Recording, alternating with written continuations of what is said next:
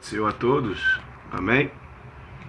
Daniel capítulo 1, versículo 8, vai dizer que Daniel colocou no seu coração não se contaminar com as comidas que o rei oferecia e nem com o vinho que o rei oferecia.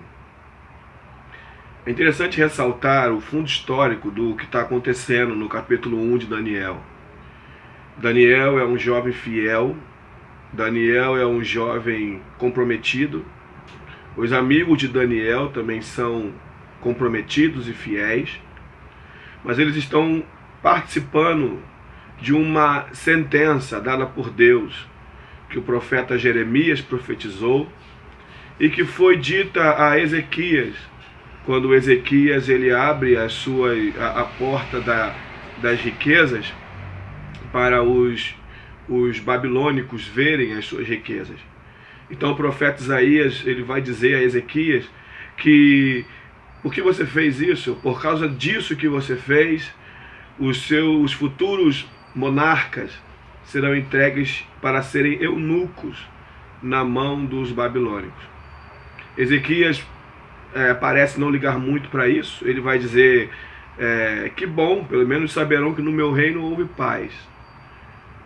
Vai chegar o dia em que isso irá acontecer. Na época do rei Jeoaquim, Israel, Judá será entregue aos babilônicos pelo Senhor.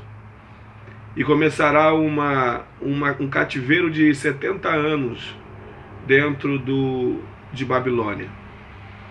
E nessa primeira leva, quem vai junto é Daniel. Daniel, Misael, Azarias, Ananias. Eles estão nessa leva. Sendo que o que eles viveram foi muito, muito forte, se você for avaliar no sentido cultural hoje. A Bíblia realmente é um livro muito bonito. E você já sabe o que vai acontecer com eles e com Daniel, sobre a fornalha, sobre a cova dos leões.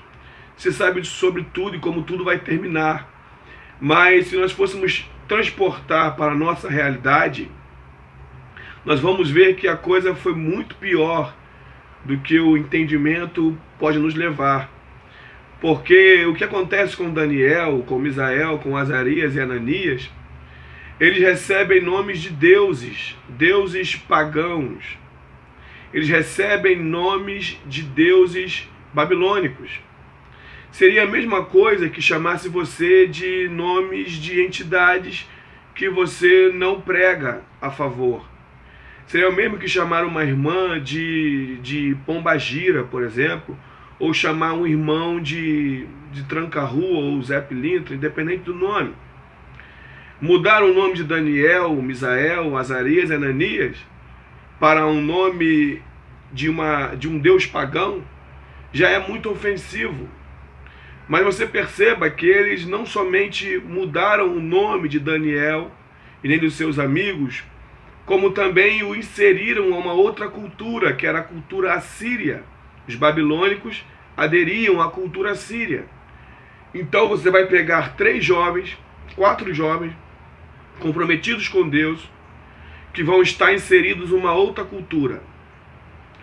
E você, além de botar eles em outra cultura, vocês também vão dar outros nomes a eles, nomes pagãos. Não é mudar de Maria para Marta, eram nomes pagãos. Só que o que me chama a atenção é que no versículo 8, a única coisa que Daniel vai questionar junto com seus amigos é a questão da comida, o que seria de fato muito mais fácil de se fazer, que seria comer a comida que vem e acabou. Mas por que a única coisa que você vê eles reivindicando é a comida? Por que eles não reivindicam a cultura? Por que eles não vão reivindicar os nomes? Reivindicar os nomes. Eles só reivindicam a comida. Porque a comida é a única coisa. A comida é a única coisa dessas 3 coisas que transgridem diretamente o mandamento de Deus. Os judeus tinham ordenado por Deus uma maneira de comer. A maneira como se fazer as coisas não era vamos comer o que quiser ou da maneira que quisermos. Deus havia dito como as coisas deveriam acontecer. E se eles fizessem alguma coisa diferente do que Deus havia mandado como se fazer, eles estariam transgredindo uma lei. E outra coisa é que a comida babilônica era dedicada a deuses. Então, quando eles comessem aquela comida, eles também estariam adorando a outros deuses. E você vai ver que Daniel, que Misael, Azarias, Ananias, eles não fazem um rodeio para dizer por que não queriam comer. A Bíblia diz que eles vão chegar aos seus superiores e vão dizer que eles não queriam se contaminar.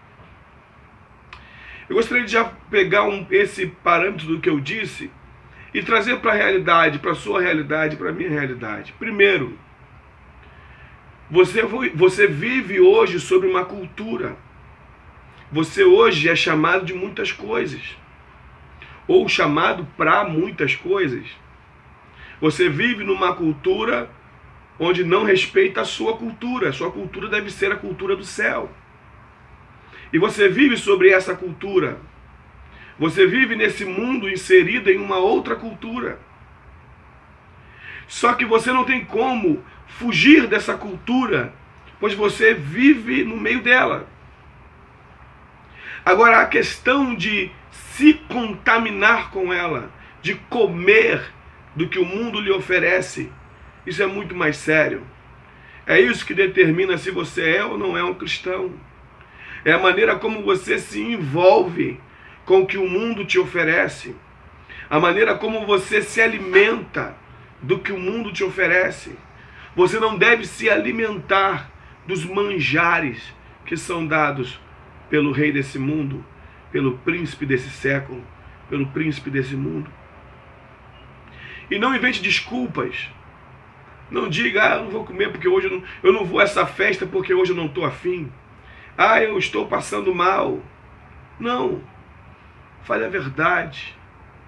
Quem fala a verdade não precisa dar explicações. Diga a verdade.